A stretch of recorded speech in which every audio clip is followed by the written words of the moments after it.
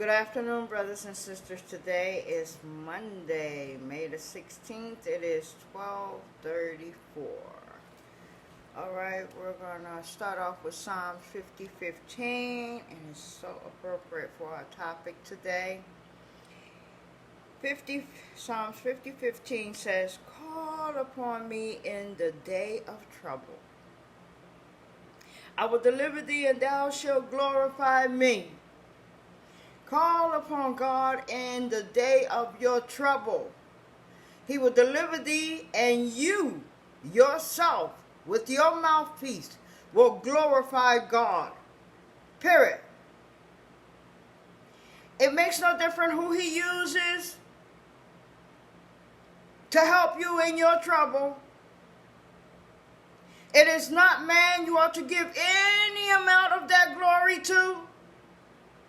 It all belongs to God alone.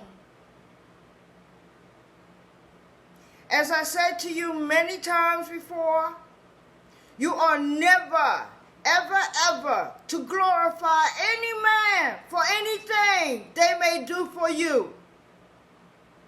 For it is through God that they help you, that they aid you, that they rescue you. So therefore, all of it, all of the praise goes to our God alone. Had to say that with a little power and conviction in it, because I am getting tired of people continuously ignoring the glory of our God. It is through him all things come to pass. He manifests it for you in your behalf. He gives grace to his servants, insight, direction, and guidance for your good. Not for his own good, for his own glory. He aids his children on earth. So please, remember where your help comes from. Let me repeat this because it is worth it. Call upon me in the day of trouble. I will deliver thee, and thou shalt glorify me. Period behind that. All right. The back of it is coming from Jeremiah 33:3. And it says, "Call unto me and I will answer thee." It almost sounds the same. "Call unto me and I will answer thee and show thee great and mighty things which thou knowest not." You can't even perceive how these things can come to pass. Why? Because you're dealing with an infinite God.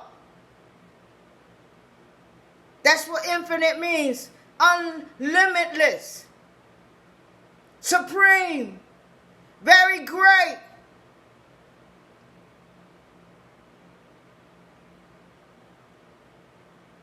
Okay? Those little statues that you bow down to, they have mouthpieces. They can't breathe or utter a word. Those things are worthless and powerless. God has many names, but none of them is Allah. Period.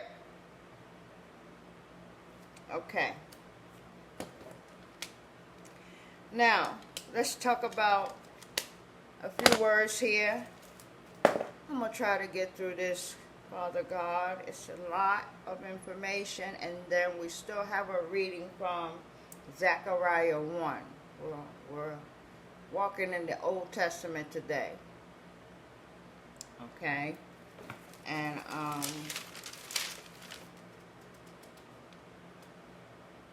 yeah, we're in the Old Testament all day long today, okay? Let's start with the word infinite. God is what? Limitless, impossible to measure or comprehend. This is the mystery of God. He is mysterious, and it is not of man to understand why he does things. It is not of man to understand or comprehend why he allows things. It is not of man to question God.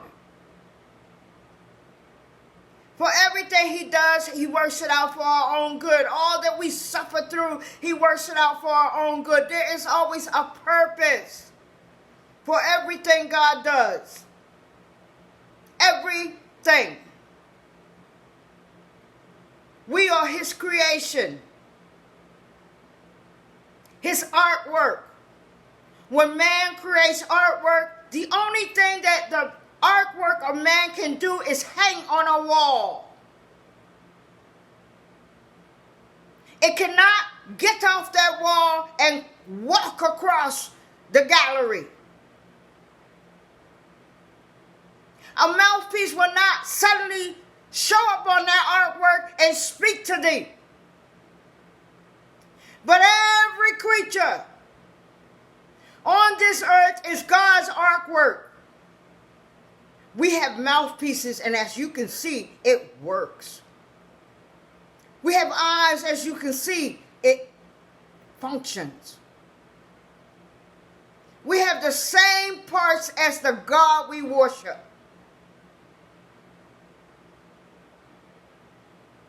We cannot even look upon his face,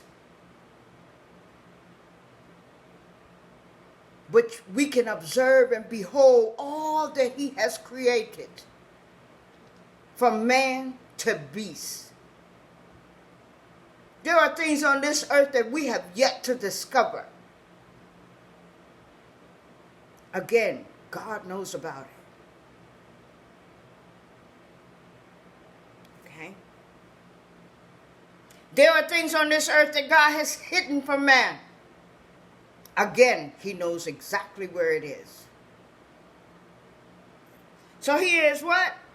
Limitless, impossible to measure or calculate, unlimited, supreme, absolute, endless, very great, worthy to be feared. And this is what's wrong with this generation today. It has absolutely no fear for God. And when you have a nation that fears not the God of this earth, the practices and conduct of that nation becomes greatly evil, enormously. In the same way that our parents chastise us for the actions that we do, our Heavenly Father does the same thing. Why? Because he loves us. That's the same reason our earthly parents give us. For correcting us. For holding us responsible for our actions and deeds. God, in the same way, holds us responsible individually and collectively as a nation, as a generation, for our conduct. He is not like man. He does not change his mind about anything. If he says something is evil, it is evil forever. In the eyes of God, homosexuality will never be an acceptable practice and lifestyle. It makes no difference how you take his holy words and twist it. It is an abomination indeed, a reproach to man forevermore. So is deception, so is lying, so is a cheat, so is a pedophile. So are those who come between a man and a wife. They're all evil deeds in the eyes of God forever.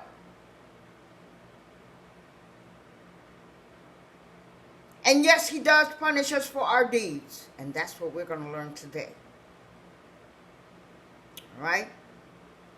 This pandemic was not something that man had anything to do with. You can't blame Trump. You can't blame the Chinese. You can't blame the lab. You can only blame ourselves.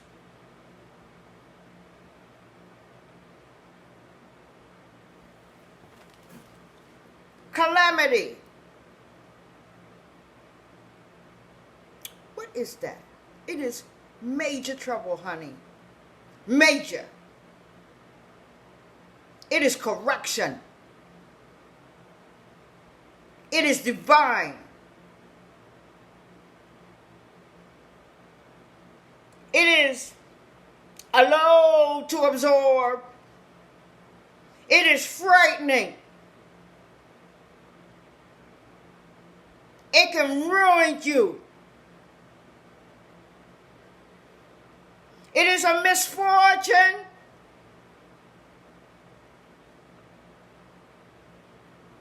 It is a fall, a great fall. It is evil in essence. It is wickedness. It is moral evil, morally, of various kinds. And in this generation, the variety of wickedness is boundless. It's enormous. It's a disgrace. Now, if you want to be pacified, then tap on to one of your mega pastors and you will get exactly what you need. Pacification. When a servant pacifies the people, he is a servant of the people. He is not a servant, or she is not a servant of God. It is not our job to sugarcoat anything at all.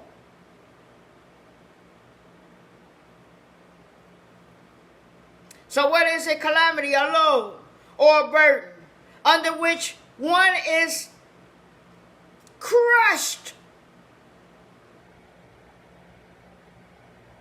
Only God can come in your world, in your life, and crush it. Make you call his name. Oh my God, that's calling his name. Make you bow your knees and call out to him. Turn you from an atheist to a believer hardcore.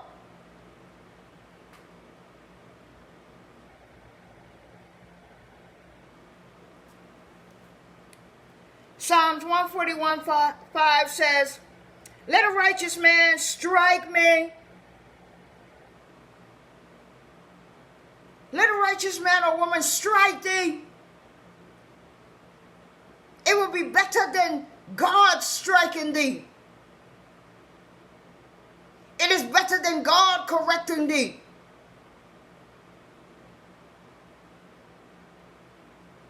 Let a righteous man strike me, that is a kindness, Father. Let him rebuke me, that is oil on my head.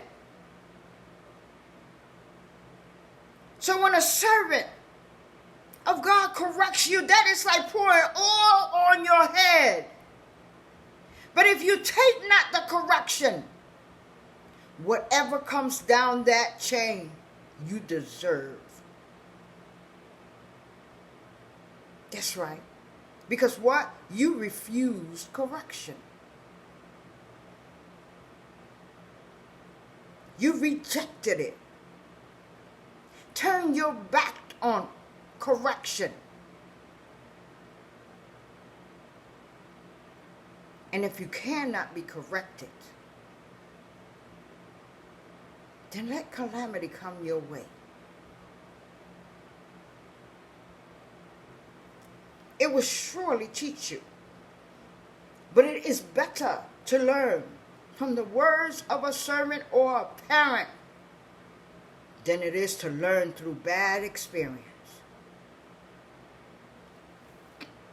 Let a righteous man strike me, that is a kindness. Let him rebuke me, that is oil on my head. My head will not refuse it, for my prayer will be will still be against the deeds of evildoers. We are never to go against the words of God. And if we do, individually or collectively, there is a heavy price to pay. That is calamity or collateral damages, whatever one you prefer.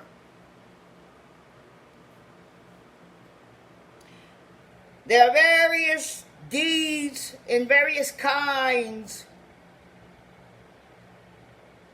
of insurrections. Let's read about them. Folly, a foolish son.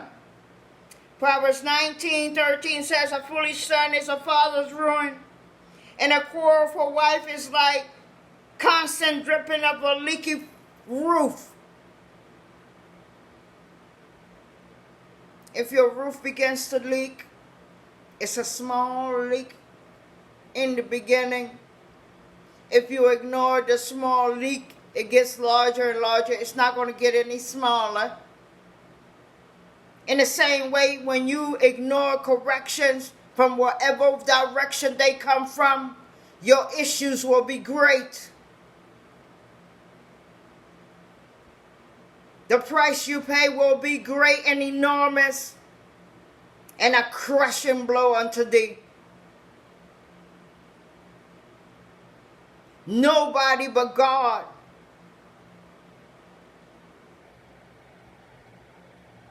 can clear a city, state by state. Nobody but God can make you hover in your homes, can clear a highway in broad daylight. Man is incapable of doing such things.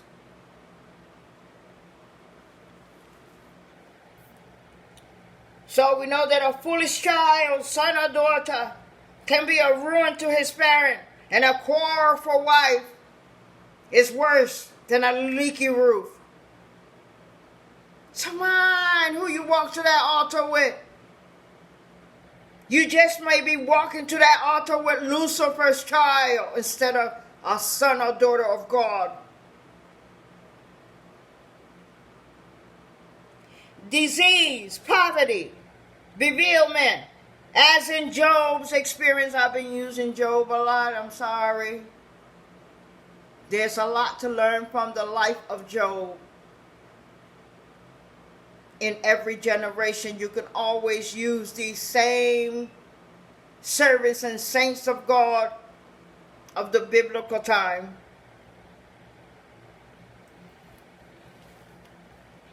Job 6:2. If only my anguish could be weighed and all my misery be placed on the scales. If only my anguish could be weighed and all my misery be placed on the scale. Job 30:13. They break up my robe. They succeed in destroying me. No one can help him. They advance as though a gasping breath breach. Amid the ruins they come rolling in. Job 30:15. Terror overwhelms me. My dignity is driven away as by the wind. My safety vanishes as like a cloud. And now my life ebbs away. Days of suffering grips me. Night pierces my bones. My groaning pains never rest. In his great power, God becomes like clothing to me. That is what he is to us. A covering. Like clothes cover our nakedness.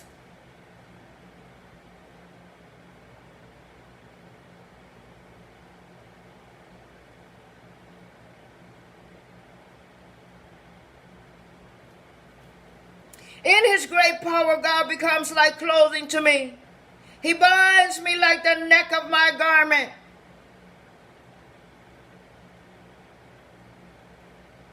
He throws me into the mud and I am reduced to dust and ashes. Man cannot do this to you. Only God can reduce you to rubbish. For He knows everything about you. He knows just what to do to crush you. Man does not have that capability at all. I cry out to you, God, but you do not listen. You do not answer. I stand up, but you merely look at me. You turn on me ruthlessly. With the might of your heart, your hand, you attack me. You snatch me up and drive me before the wind. You toss me about in the storm. And though He may toss you in the storm, He is in that storm with you. You can't get a man to walk into a storm with you at all. They will run the other way.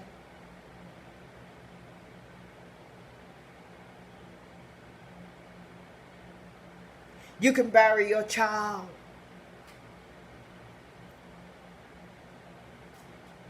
And in this generation, you may or may not get any condolences. That's how evil we are today. But in the same way that you can ignore the sorrows of another, God will cause you to feel that same pain.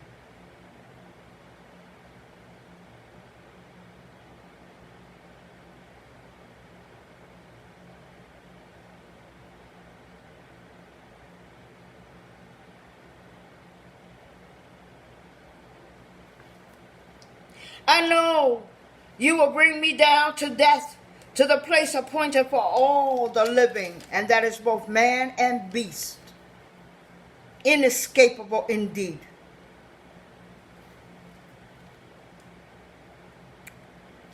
All right, persecution.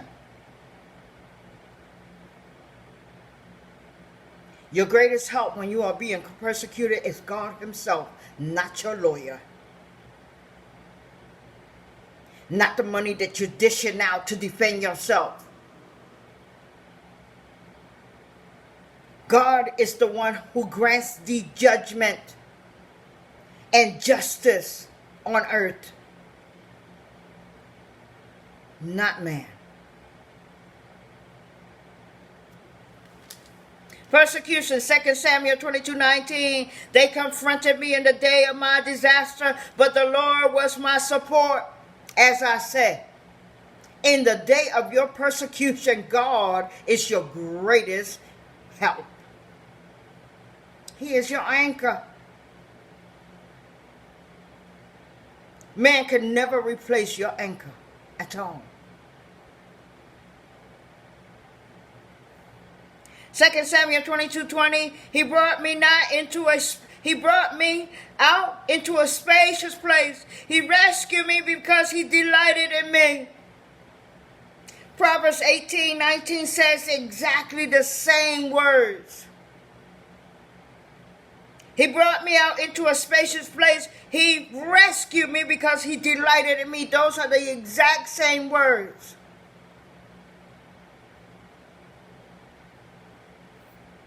Divine retribution and judgment. Deuteronomy 32:35. It is mine to avenge. He reminds us we are not to avenge ourselves at all.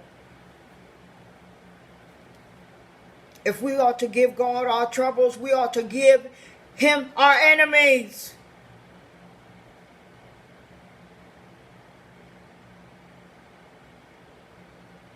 And He does the work for us. He even causes you to come at just the right time so you can witness and behold this thing.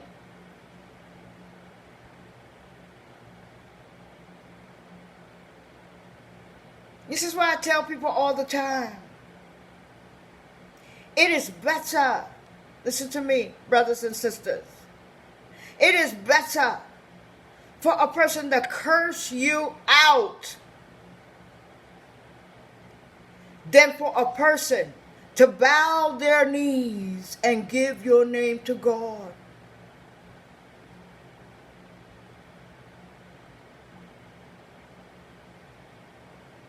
That thing doesn't return to that person empty-handed. It's like an invisible bird that flies out the lips of that person. And it lands right on the right head. Distance does not matter. It does not make a mistake. It lands on the right head. It is a powerful thing indeed. Don't let it come from the mouth of a servant of God. It makes no difference whether the world knows them or not.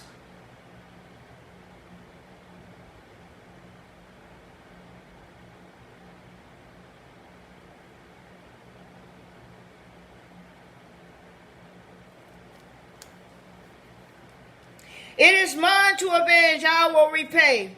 In due time their foot will slip. What did I tell you the other day? Your enemies are God's enemies. If you are a son or daughter of God, your enemies become his enemies. This is why you can hand them over to God. And in his time, trouble and calamity will come to them in an instant and suddenly. And he will cause you to hear about it every time.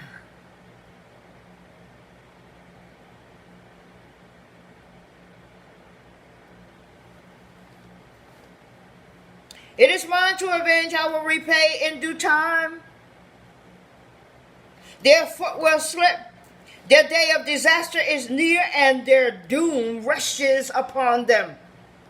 In the same way that when it floods in a city,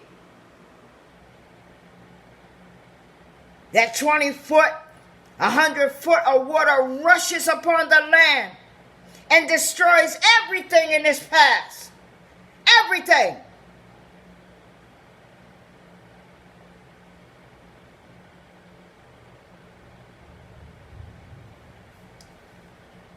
Deuteronomy 32:36, the Lord will vindicate his people and relent concerning his servant when he sees their strength is gone and no one is left, slave or free.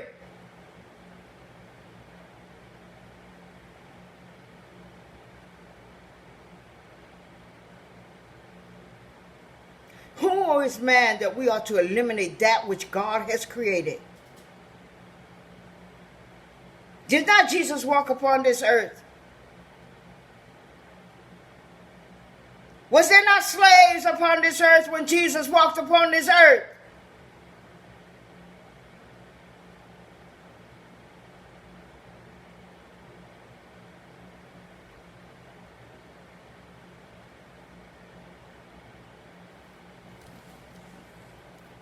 I, in turn, will laugh. This is God.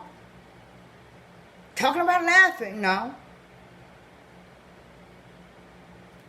I, in turn, will laugh when disaster strikes you.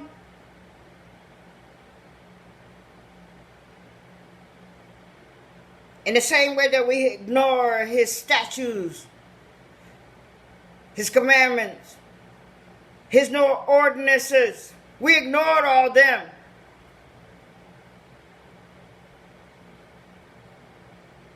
And replace them with our worthless Constitution of America. I will mock when calamity overtakes you. When calamity overtakes you like a storm, when disaster sweeps over you like a whirlwind, when distress and trouble overwhelms you.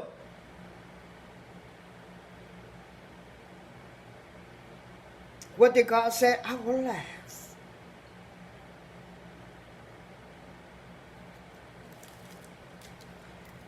The devastation of war. Right now as we speak, we have brothers and sisters in Ukraine. Babies, mothers, in the midst of a horrible war. There used to be a time on this earth when kings would join together against their enemies. When kings would summon a servant for advice and counseling. Now a man can destroy a whole city and no one lends a hand. No one. From any corner, no one comes to help. No one. And that same blind eye we give to our brothers and sisters in Ukraine will be given to us in a heavy dose.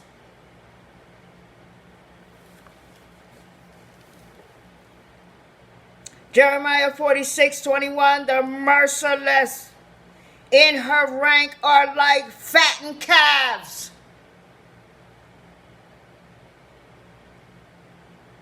That president is merciless.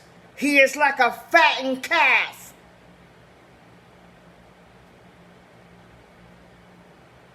Those that look upon what is going on in there and turn their head are like fattened calves. Don't think that you will not pay a price for that.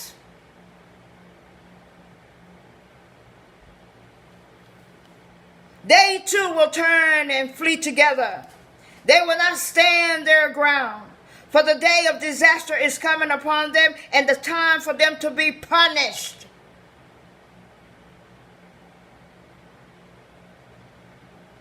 So please, do not send me any information about what you think about God's punishment, because I am not interested. Save your babbling for someone else.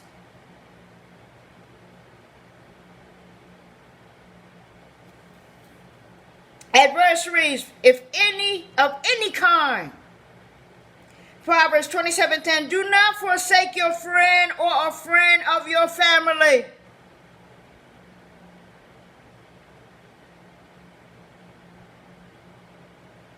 And do not go to your relative's house when disaster strikes you. Better a neighbor nearby than a relative far away. This is why God says to us, show love to everyone. For in the day of trouble, you want to be able to go to your neighbor if that is your nearest help. And they open the door for thee.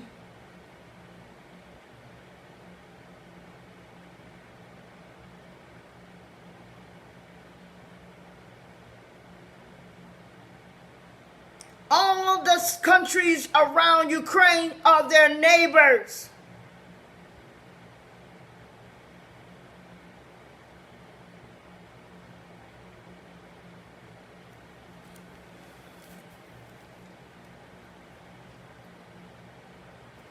Let me tell you the power of God. Back in the biblical time, Ben-Hadad II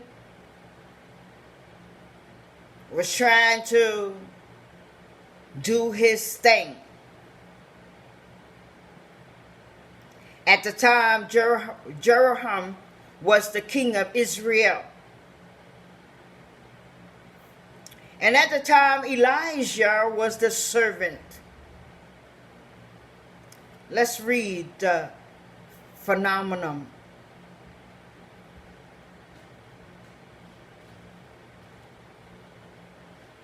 Power of God. Let's read about it. 2 Kings 6:12.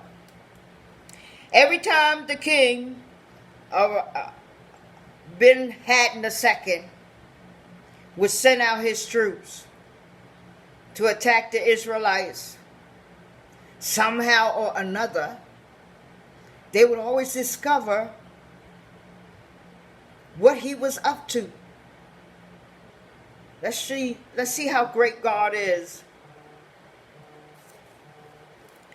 None of us. So the king of Arabian was asking his people, who among you are telling the Israelites what I'm doing? Let's read.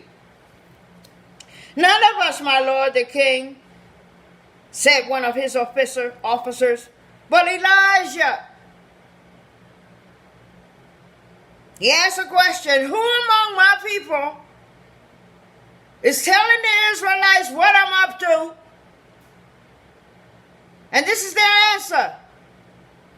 None of us, my lord the king, said one of his officers, but Elijah, the prophet who is in Israel, tells the king of Israel the very words you speak in your bedroom.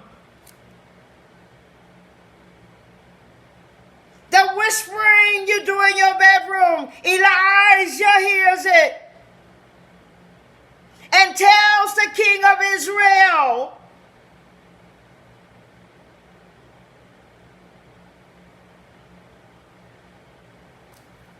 go find out where he is, the king ordered, so that I can send men and capture him. He thought he could capture the man of God like that? What an arrogance.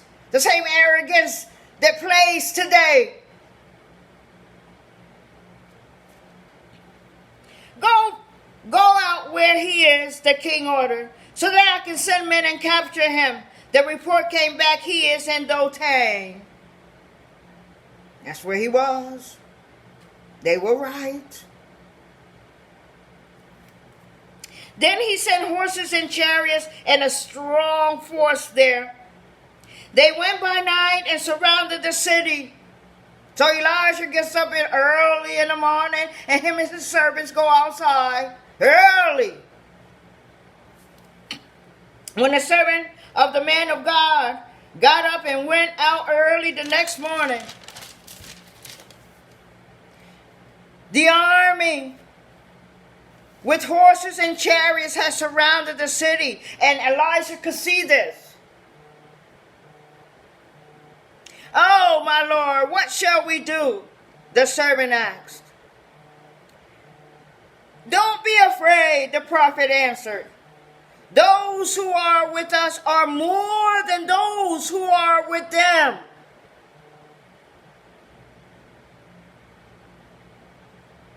Did you hear that? Don't lose me now. Pay attention. And an army with horses and chariots had surrounded the city. Oh, my Lord, what shall we do? The servant asked, because the servant is standing out there with Elijah. And he, with his own eyes, can see that they are surrounded. And Elijah says, don't be afraid, the prophet answered. Those who are with us are more than those who are with them. Okay, here's the power of God now.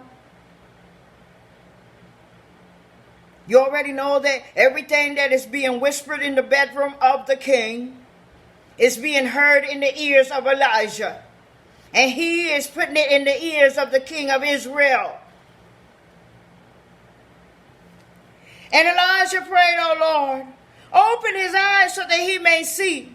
Then the Lord opened the eyes of the servant, and he looked and saw the hills were full of horses and chariots of fire all around Elijah. Only God can open your eyes to see that which is spiritual. Those horses and chariots of fire were spiritual. Elijah could see them, but his servant could not. So he could not give his servant the power to see. He had to ask God, because God is the one who gave him the power to see that which is spiritual. And the man saw. The whole hills behind their enemies were filled with horses and chariots of fire. That is the infinite power of God. Now, in order for man to do that, they need special effects. This was before the time of technology. This is the truth. And Elijah prayed, "Oh God, open his eyes so that he may see." Then the Lord opened the servant's eyes, and he looked and saw the hills full of horses and chariots of fire all around Elijah. As the enemy came down towards him, Elisha prayed to the Lord, "Strike these people with blindness." So he struck them with blindness as Elijah had asked. And this is why I'm telling you, mind your manners.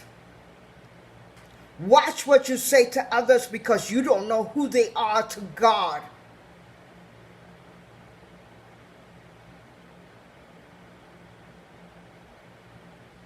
If they're a mega pastor, you can play with them all day long, because they don't work for God. They work for the people. Period. All right. Unfortunately, we don't have time to do the reading today. It is Zechariah 1, and we will do that if I live and nothing happens tomorrow. Thank you for listening. I hope you got something out of this. And above all, I hope you were listening. My name is Brenda Guerrero. As always, may the peace of God be upon you. May the protection of God surround you and all those you love. And may the will of God be manifested upon his earth. Thank you for listening. I love you. God loves you much, much more.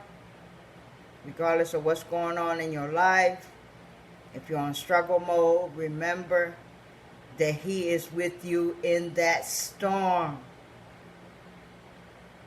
All right? Have a beautiful day. Talk to you later.